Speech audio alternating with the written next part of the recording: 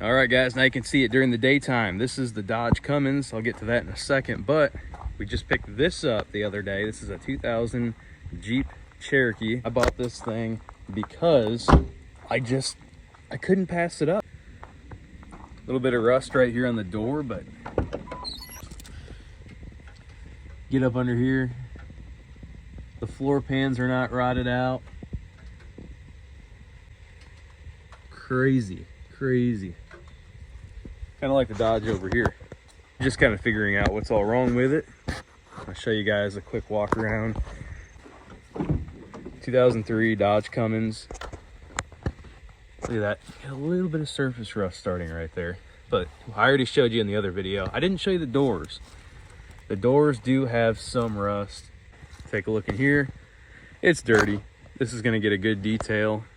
Get all cleaned up. So if you're watching this video and you're anywhere aside from Indiana, Michigan, Ohio, anywhere here in the Midwest, we don't have clean trucks. Everything that we have up here is rusted out. That's pretty nasty. In fact, I don't even think there was any air coming through that at all. And if there was, it was very little. I noticed the truck didn't really have, I mean, it's got tons of power, but I feel like it could definitely have more. This was not in there. I just put that trash in there, but this is an old K&N filter, and it is nasty. So we're going to replace that old filter with this brand new K&N filter. All right, so we went ahead and got that installed. That fresh, new, fancy-looking K&N.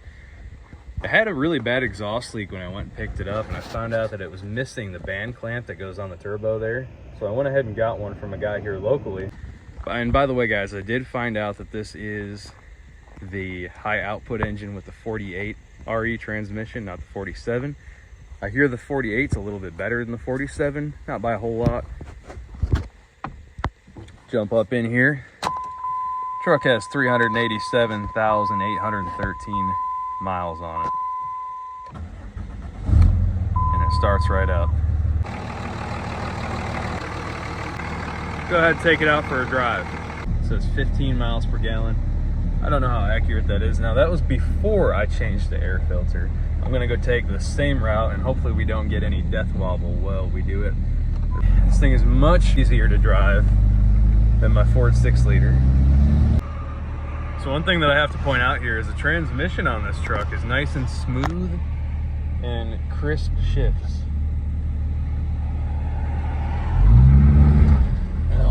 Every time I hit the gas, there's like a grinding noise that comes from the drive shaft. It almost seems like it's real rough.